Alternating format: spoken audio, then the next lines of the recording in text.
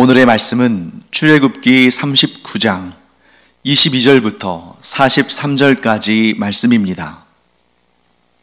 그가 에봇 받침 긴 옷을 전부 청색으로 짜서 만들되 그 옷의 두 어깨 사이에 구멍을 내고 갑옷 깃같이 그 구멍 주위에 깃을 짜서 찢어지지 않게 하고 청색, 자색, 홍색 실과 가는 배실로 그 옷 가장자리에 성류를 수놓고 순금으로 방울을 만들어 그 옷 가장자리로 돌아가며 성류 사이사이에 달되 방울과 성류를 서로 간격을 두고 번갈아 그 옷 가장자리로 돌아가며 달았으니 여호와께서 모세에게 명령하신 대로 하였더라.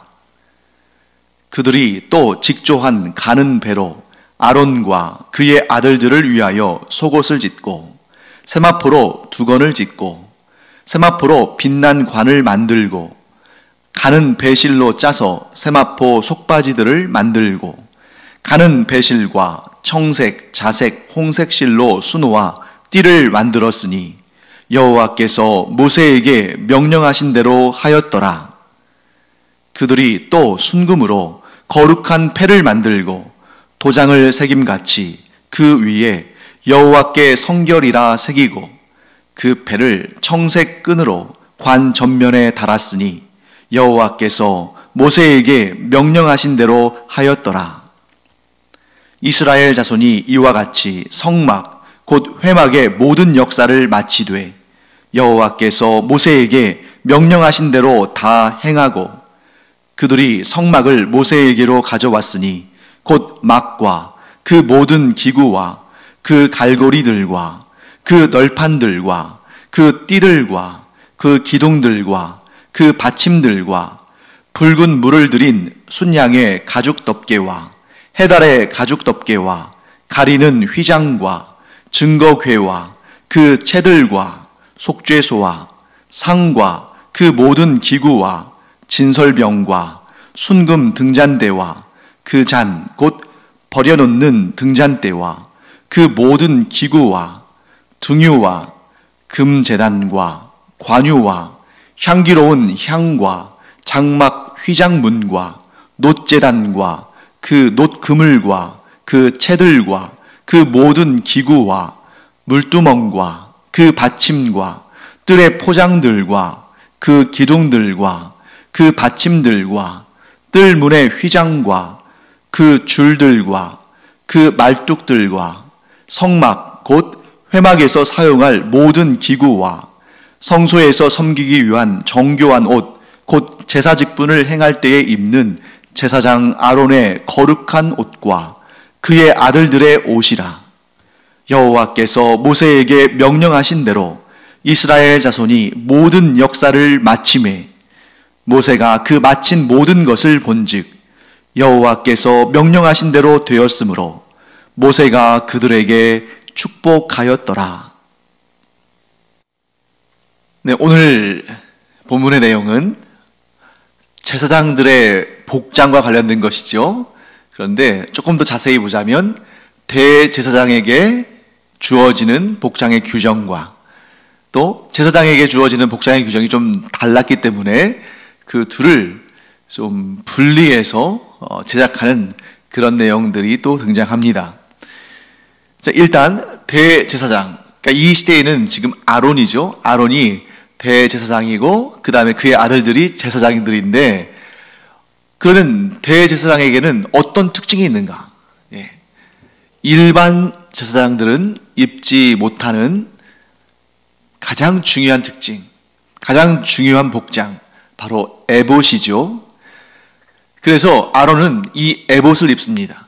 그리고 이제 그 이후로 아론 다음에 엘르아살 또 계속 이어지면서 이 대제사장의 직분에 오르는 사람들은 이 에봇을 이어받는 것이죠.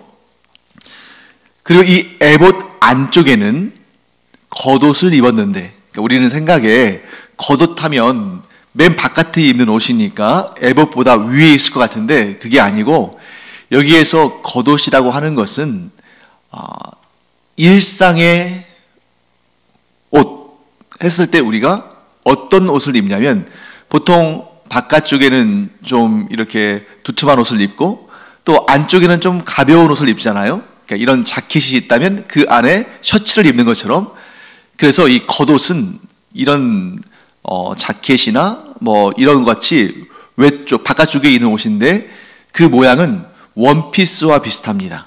원피스와 비슷하고 청색 곧 파란색 옷이었고 통으로 위에서부터 아래까지 통으로 있었고 그 겉옷의 위쪽은 머리가 들어가는 구멍이 뚫려 있고 또 이 머리가 들어가는 구멍을 만들기 위해서 가위로 자르게 되면 거기에 있는 천이 약해서 틀어지거나 찢어지기 쉽잖아요. 그러니까 거기를 좀 박음질과 같이 이렇게 좀 찢어지지 않게 거기서 매듭을 짓고, 그 다음에 길이는 아마도 땅에 끌리지는 않게 했으니까 종아리의 약간 아래쪽, 그러니까 복숭아 뼈 있는 쪽보다 조금 위쪽이나 그 정도에 위치했을 것이고, 그렇게 땅에 끌리지 않게 한 이유는, 그래서 종아리의 한 중간 혹은 그보다 약간 아래에 위치했던 이유는 그 겉옷의 끝부분에 끝단에 석류와 금방울, 석류 모양의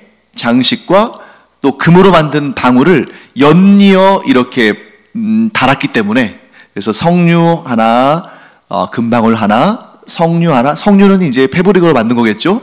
석류 하나, 금방울 하나 이렇게 돌아가면서 달았기 때문에 땅으로부터 좀 떨어져 있어야 되는 거죠. 그래서 복숭아 뼈보다는 약간 위쪽에 있지 않았을까 싶습니다.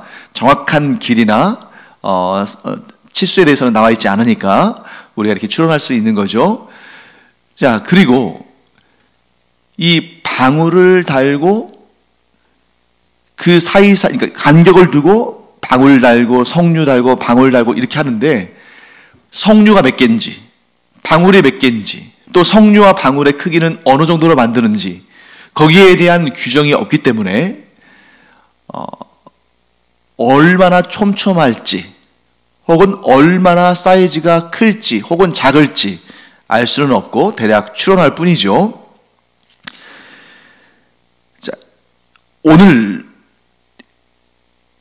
제사장의 복식에 관해서, 아론이 입는 대제사장의 복식에 관해서는 이미 앞에 출애굽기 28장에서 설명이 되어 있었는데, 28장에서는 설명되어 있었으나 지금 이 본문에는 설명되어 있지 않은 그런 부분이 있죠. 그게 뭐냐면 왜 금방울을 다는가, 대제사장의 복장에 그 겉옷의 하단의 끝자락에 왜 금방울을 달아야 하는가 하는 그런 내용이 출애굽기 28장에는 나옵니다. 그래서 출애굽기 28장 35절 말씀을 보면 제가 한번 읽어볼까요? 아론이 입고 여호와를 섬기러 성소에 들어갈 때와 성소에서 나올 때에 그 소리가 들릴 것이라. 그리하면 그가 죽지 아니하리라. 자, 금방울을 왜 달라고 하셨습니까? 대제사장이 하나님을 섬기는 일을 하기 위해서 성소에 들어갈 때와 성소에서 나올 때에 그 금방울에서 소리가 나면 그가 죽지 아니한다 하는 것이죠. 자, 이 말씀이 정확히 무엇을 의미하는지는 알기 어렵습니다.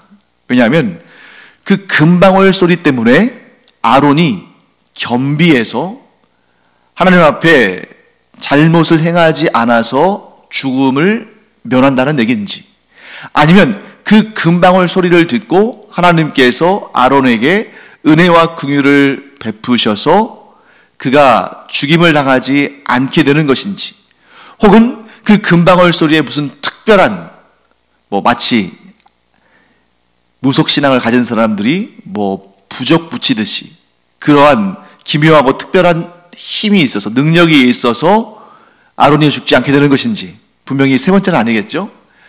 아마도 정확하게 그 의미를 설명하진 않으셨지만 우리가 알 수 있는 것은 두 번째일 가능성이 굉장히 큽니다. 그리고 저는 그렇다고 믿습니다.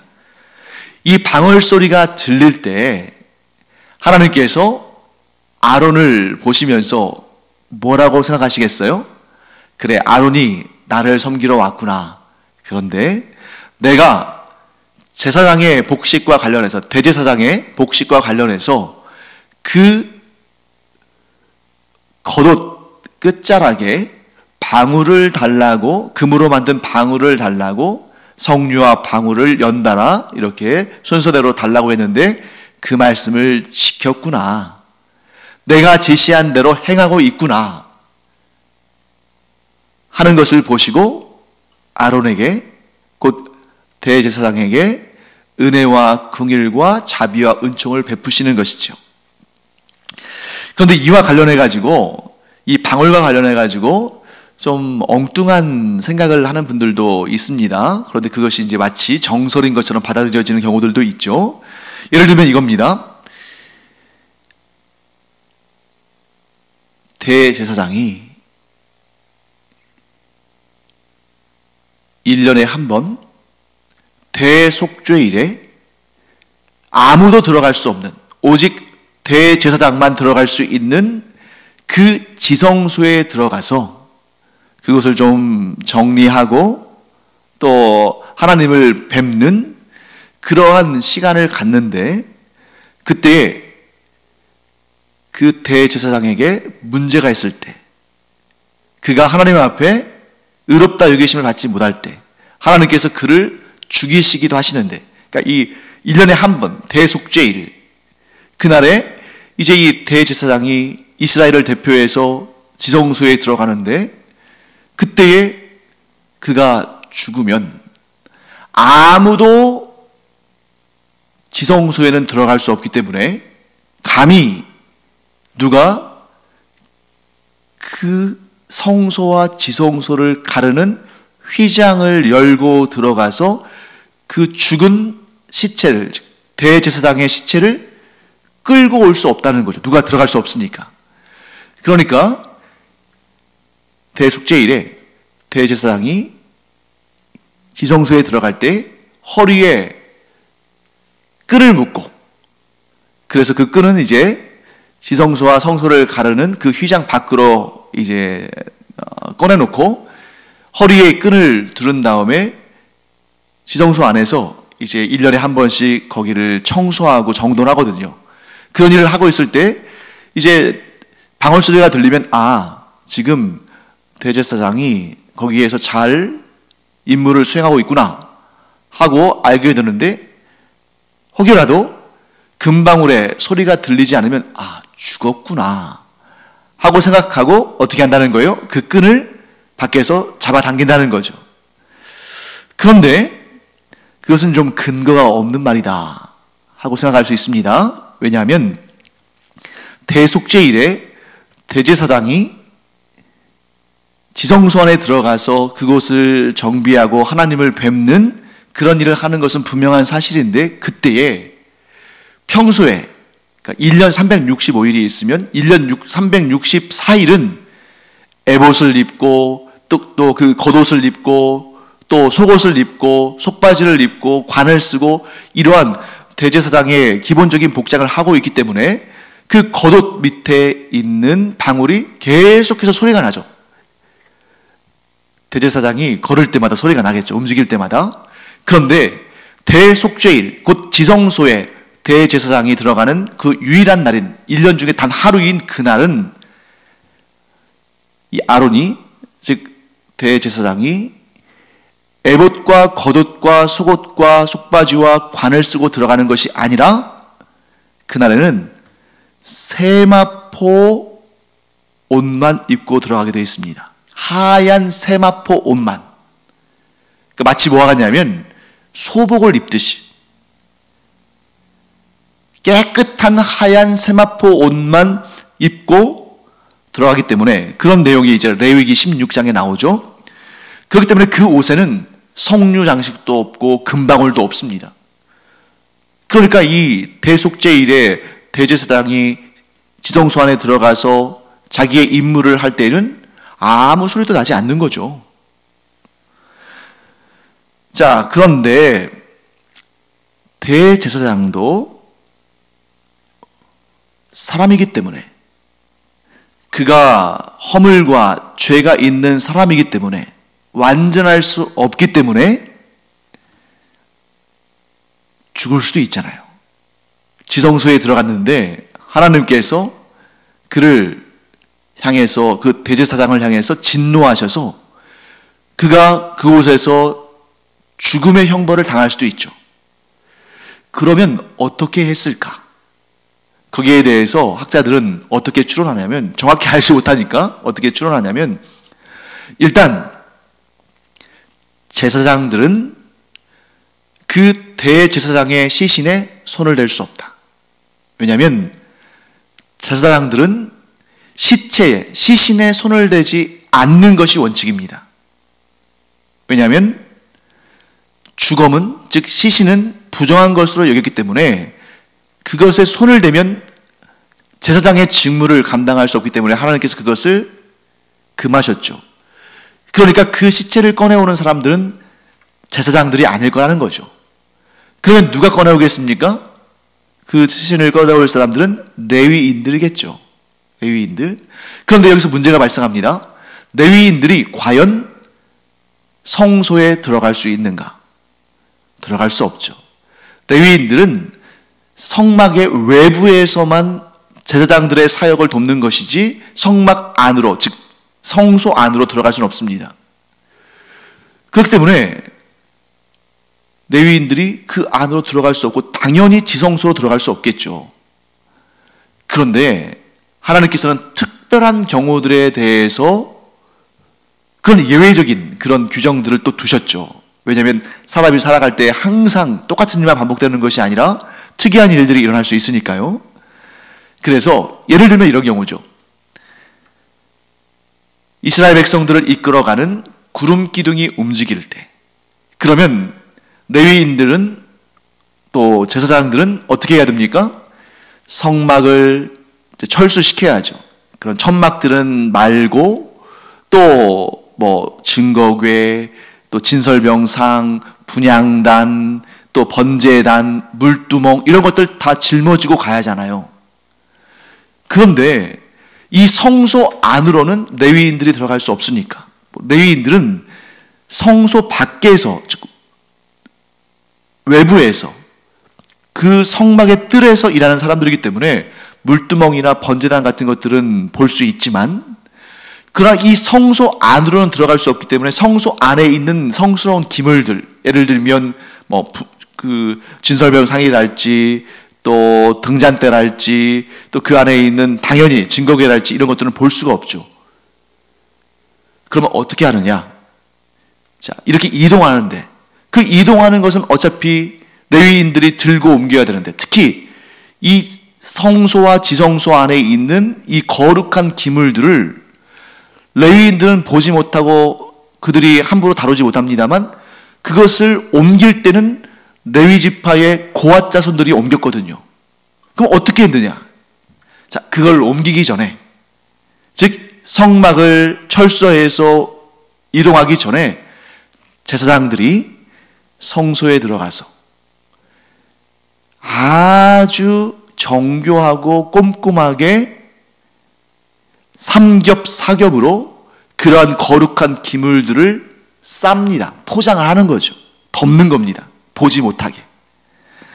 그리고 제사장들이 이 지성소 안에 있는 언약궤, 증거궤를 덮을 때는 이 성소와 지성소 사이에 있는 휘장이 있죠. 그 휘장으로 언약궤를, 그 증거궤를 덮은 다음에 또 3중 4중으로 아주 이렇게 철저하게 덮습니다. 즉 포장을 합니다.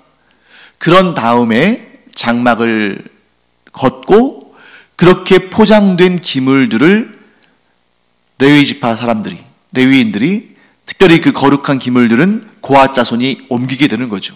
그러니까 그런 예들을 통해 볼 때에, 만일 어떤 대제사장이 이 지성소 안에서 숨을 거뒀다면, 하나님께서 진노하셔서 그가 죽임을 당했다면 그렇게 했겠죠. 일단 제사장들이 특별한 경우니까 휘장을 열고 들어가서 그 안에 있는 언약궤를 비롯한 이러한 거룩한 물건들을, 거룩한 기물들을 덮고, 그래서 보지 못하게, 함부로 보지 못하게 그것을 덮은 다음에, 그 다음에 레위 지파 사람들이 그 시신을 꺼내오지 않았을까? 자, 이렇게 학자들은 추론을 합니다. 물론 아닐 수도 있죠. 왜냐하면 정확한 것을 우리가 보지 못했고 그런 내용들이 기록되어 있지 않으니까.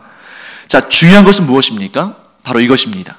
하나님께서 왜 대제사장이 입는 그 겉옷의 끝자락에 금으로 된 방울을 달게 하시고 그 방울 소리가 날 때에 그가 죽음을 면할 수 있게 하셨는가? 오늘의 가장 중요한 부분이죠. 바로 하나님은 살리시는 분이시다.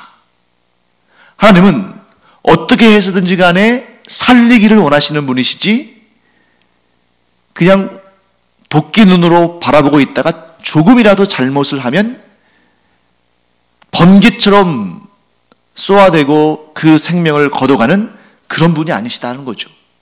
하나님께서 그 대제사장의 겉옷에 금방울을 달라고 하신 것은 그 소리가 날 때에 하나님께서 그를 향해 은혜와 긍휼과 자비의 마음을 갖기 위해서 그렇게 명령하신 것입니다. 그래서 그 금방울 소리가 날 때 아론, 그 대제사장 자신 스스로가 그 소리를 어떻게 듣고 있겠어요? 그 소리가 날 때 이 소리 때문에 하나님께서 내 생명을 지켜주시니 하나님은 얼마나 은혜로우신 분인가. 하나님은 나를 지켜주기를 원하시는 분이시고 나를 살리시기를 원하시는 분이다. 하나님께서 나에게 이렇게 은혜와 은총과 자비와 긍휼을 베푸시는데 내가 더 거룩하게, 내가 더 경건하게, 내가 더 충성되게 하나님을 섬겨야지. 이런 마음이 당연히 들겠죠. 그래서 하나님은 하나님의 사람들을, 하나님의 일꾼들을, 하나님의 백성들을, 하나님의 자녀들을 살리시기를 원하시는 분이시다. 그래서 우리 자신을 한번 돌아보시죠. 특별히 성별된 대제사장 아론도 문제가 있는 사람 아니었습니까? 그런데 오늘날 우리 자신은 문제가 없습니까? 아니죠. 우리가 예수 그리스도를 구주로 영접해서 하나님의 자녀가 되었습니다만 여전히 죄성이 있고 여전히 죄와 허물이 많은 사람들입니다. 그런데 우리가 지금 이날 이렇게 살 수 있는 것은 바로 우리 자신이 하나님의 은혜를 얻고 있기 때문인 거죠. 대제사장 아론의 옷에 금방울이 달려서 그 소리가 들릴 때에 하나님께서 그 약속을 기억하시고 아론에게 은혜와 긍휼과 사랑과 은총을 베푸셔서 그가 살 수 있었던 것처럼 하나님께서 우리를 바라보실 때 무엇을 보시냐면 우리를 덮고 있는 예수 그리스도의 보혈을 보시고 우리가 붙잡고 있는 예수 그리스도의 십자가를 보시고 우리에게 은혜와 긍휼을 베푸시며 우리를 살려주신다. 죄를 품고서는 감히 하나님을 만날 수 없고 죄가 있는 자는 당연히 하나님의 진노의 심판을 받는 것이 당연한 일이지만 그러나 하나님께서는 우리를 바라보실 때 마치 아론의 옷에서 금방울 소리가 나는 것처럼 그때 하나님께서 은혜와 긍휼을 베푸셔서 아론을 살려주신 것처럼 하나님은 오늘도 우리를 바라보실 때에 우리가 믿고 따르는 예수 그리스도의 그 구원의 은총, 그 십자가와 우리를 덮고 있는 예수 그리스도의 보혈을 보시면서 우리를 긍휼히 여기시고 우리를 살리시며 우리에게 영원한 생명의 길로 인도하시는 그런 은총을 베푸신다 하는 것을 우리가 기억하기 바랍니다. 자, 그 다음에 대제사장인 아론의 옷은 굉장히 화려하고 막 보석들도 박혀 있고 또 청색, 자색, 홍색 실로 에봇을 만들고 거기에다가 심지어 금실까지 동원해서 굉장히 화려한 그러한 옷을 입었습니다만 제사장들의 옷은 그에 비해서는 좀 단촐했습니다. 일단 에봇을 입지 않았어요. 에봇을 입지 않았기 때문에 이 어깨바지에 있는 두 개의 호마노도 없을 것이고 또 가슴에 있는 그 흉패에 있는 그러한 12개의 보석도 없을 것이고, 또한 그 에봇에 있는 금색, 청색, 자색, 홍색 실도 그렇게 그런 실로 아름다운 무늬가 짜있는 에봇도 입지 않은 것이죠. 그러면 제사장들은 무엇을 입었는가? 그들은 일단 하얀색 반포 속옷을 입었습니다. 대제사장 아론은 에봇을 입은 데다가 그 안에 에봇보다 큰 사이즈로 위아래로 이제 보이게 되는 그러한 파란색 겉옷을 입었죠. 그러니까 멀리서 보면 대제사장은 딱 눈에 띄는 겁니다. 전체적으로 파란 빛에 거기에다가 또 금실과 청색, 자색, 홍색 실로 수놓아진 에봇에다가, 그러니까 컬러풀하고 총천연색의 그런 화려한 그러한 모습이 딱 눈에 띄겠죠. 하지만 일반 제사장들은 멀리서 보면 거의 흰색으로 보인다는 거죠. 세마포로 된 흰색 옷을 입었으니까. 그래서 이러한 전체적으로 하얀색 계열의 반포 속옷을 입고 세마포로 된 두건을 쓰고 또 그 위에 관을 썼습니다. 그런데 이 일반 제사장에게 있어서 아주 총천연색의 컬러풀한 그러한 포인트가 하나 있었는데, 그게 뭐냐면 허리에 두르는 띠였어요. 허리에 두르는 띠에 있어서는 청색, 자색, 홍색 실로 무늬를 놓을 수 있도록 하나님께서 허락하셨습니다. 멀리서 봐도 제사장과 또 일반 제사장은 복장에 차이가 있었겠죠. 그러나 공통적으로는 대제사장도 제사장도 공통적으로는 눈에 띄는 것이 하나 있었는데, 둘 다 공통적으로 입는 것이 있었는데, 물론 이제 반포 속옷 같은 경우는 둘 다 대제사장도 제사장도 입었습니다만, 그런데 대제사장 같은 경우에는 반포 속옷 위에 파란색 겉옷을 입고 그 위에 또 에봇을 입었으니까 반포 속옷이 잘 눈에 띄지 않았겠죠. 그 하얀색 옷이.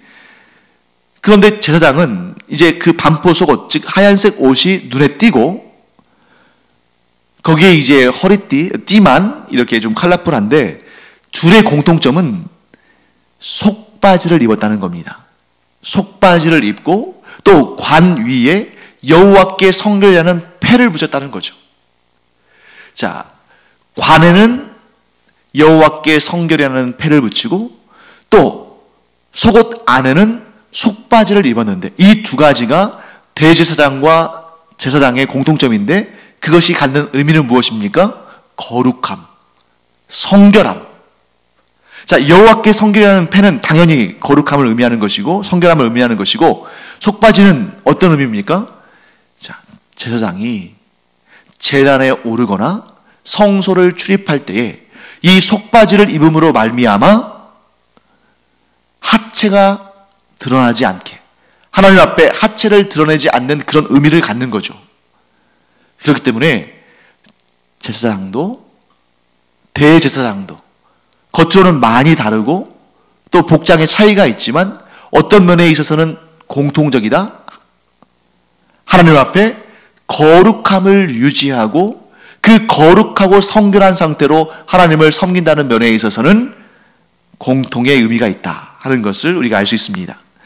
자, 이제 마지막으로 오늘 본문의 32절부터 43절까지는 성막 건축이 완성된 모습을 보여줍니다. 이스라엘 백성들이 하나님께서 명령하신 대로, 하나님께서 모세를 통해서 명령하신 그대로 모든 것을 다 만들었습니다. 그리고 그 다 만들어진 것을 모세에게 가져왔죠. 드디어 성막 건축의 모든 사역이 끝난 것입니다. 그리고 이제 오늘 본문의 말씀에 후반부에는 그렇게 해서 만들어진 하나님의 지시하신 대로, 하나님의 명령대로 그대로 만들어진 그 품목들이, 그 기물들이 하나씩 하나씩 소개가 됩니다. 그런데 여기에서 우리가 한 가지 좀 주의할 부분이 있는데 37절입니다. 오늘 37절 말씀은 우리가 이제 개역 개정판을 보기 때문에 이 부분이 좀 번역이 좀 매끄럽지 않아요. 물론 이제 이 매끄럽지 않은 번역들을 우리가 계속 개정해 나가잖아요. 그래서 우리가 예전에 읽었던 성경은 개역 한글판, 그 개역 한글판에 좀 번역이 매끄럽지 않은 부분들을 보완해서 개역 개정판이 나왔죠. 지금 현재 우리가 보고 있는 성경입니다. 그런데 이 개역 개정판에도 좀 이러한 번역이 매끄럽지 못한 부분은 이제 다음번에 또 학자들이 열심히 연구하고 또 비교하고 분석하면서 새로운 개정판이 또 나오겠죠. 그때는 아마 이 37절이 좀 개정돼서 보완돼서 나올 것 같습니다. 37절이 이렇게 말씀하고 있죠. 순금 등잔대와 그 잔, 곧 버려놓는 등잔대와 그 모든 기구와 등유와 이렇게 되어 있어요. 여러분 성경을 꼼꼼하게 읽으신 분들은 이 37절 말씀을 읽으실 때 좀 고개를 갸우뚱하셨을 겁니다. 왜냐하면 37절의 맨 앞에 순금 등잔대와 이렇게 소개되어 있는데 그 다음에 그 잔, 곧 버려놓는 등잔대와 또 등잔대가 나온단 말이에요. 그러면 순금 등잔대와 그 잔, 곧 버려놓는 등잔대가 별개의 것으로 따로따로인가? 따로따로 존재했는가? 그래서 등잔대가 두 개인가? 이렇게 착각할 수가 있죠. 그래서 원어 성경으로 이 부분을 보면 더 명확하게 드러나는데 저도 이 37절 말씀을 읽을 때 왜 등잔대가 두 번 등장할까? 등잔대가 하나가 아니고 두 개인가? 이렇게 혼동할 수 있잖아요. 그래서 원어 성경을 찾아보면 이렇게 되어 있습니다. 앞쪽에 순금 등잔대라고 할 때에 이 등잔대는 제가 얼마 전에 이 티투스 장군의 티투스 황제의 개선문에 이 티투스가 이 등잔대를 들고 그 전리품으로 개선하는 그런 모습이 부조되어 있다라는 얘기를 말씀드렸죠. 그때 그 등잔대를 메노라라고 말한다고 그랬어요. 메노라, 히브리어로 메노라. 그래서 이 37절의 앞쪽에 있는 이 순금 등잔대라고 말할 때 그 등잔대는 히브리어로 메노라입니다. 그러니까 순금 등잔대가 그야말로 그 등잔대 자체예요. 그리고 그 뒤에 그 잔, 곧 버려놓는 등잔대 할 때 여기서 등잔대는 히브리어 성경을 보면 메노라가 아니에요. 그 단어는 니르라는 단어인데 그 뜻은 등잔입니다. 등잔. 그러니까 불을 켜서 그 속에 이렇게 촛불처럼 불을 켜는 그 등잔이 있고 그 등잔을 받치고 그 등잔을 올려놓는 등잔대가 있는 거죠. 그래서 이 등잔대는 메노라. 그리고 그 등잔대 위에 올려놓는 7개의 등잔은 니르. 이렇게 되는데 이 37절에서 앞쪽에 등잔대라고 되어 있는 것은 메노라가 맞는데 뒤쪽에 등잔대라고 번역한 그 단어는 메노라가 아니라 니르입니다. 그러니까 이 37절 말씀은 이렇게 번역하는 것이 좋겠죠. 어떻게 번역해야 되냐면 순금 등잔대와 그 위에 버려놓는 등잔들과 그리고 그 모든 기구와 등유와 이렇게 이제 해석이 되는 거죠. 자, 이해가 좀 되시죠? 등잔대가 두 번 나와서 여러분들이 좀 혼동하시고 좀 이렇게 어렵게 느끼실 수 있었을 텐데 이런 내용입니다. 등잔대를 만들고 또 그 위에 버려놓는 그 7개의 등잔들을 만들고 이렇게 말씀하는 거죠. 자, 이제 이런 모든 성막을 위한 준비들이 끝나고 이제 하나님께 성막을 봉헌하는 일만 남았습니다. 그 내용은 이제 우리가 내일과 모레 이틀에 걸쳐서 살펴볼 출애굽기의 마지막 장 40장에 그 내용이 나옵니다. 그리고 오늘 39장까지는 성막을 건축하는 일이 완성되는 그런 내용이 나오는 거죠. 성막 건축을 위한 모든 것들을, 모든 사역을 다 마무리한 다음에 모세는 이 거룩한 일을, 이 거룩한 하나님의 명령을 하나님께서 말씀하신 그대로 충성되이 순종하여 이룬 사람들을 격려하며 그들을 축복합니다. 43절 말씀이죠. 모세가 그 마친 모든 것을 본즉 여호와께서 명령하신 대로 되었으므로 모세가 그들에게 축복하였더라. 사랑하는 성도 여러분, 우리의 삶이 하나님께 존귀히 쓰임받는 그런 성막 같은 삶이 되기를 간절히 축원합니다. 그래서 우리가 이 땅을 살아가면서 하나님께서 우리에게 명령하신 대로, 지시하신 대로 모든 것을 그 말씀 그대로 이루고 우리가 이 땅을 떠나 천국에 들어가는 그날, 하나님께서 우리에게 복과 은혜를 차고 넘치게 해주실 줄 믿습니다.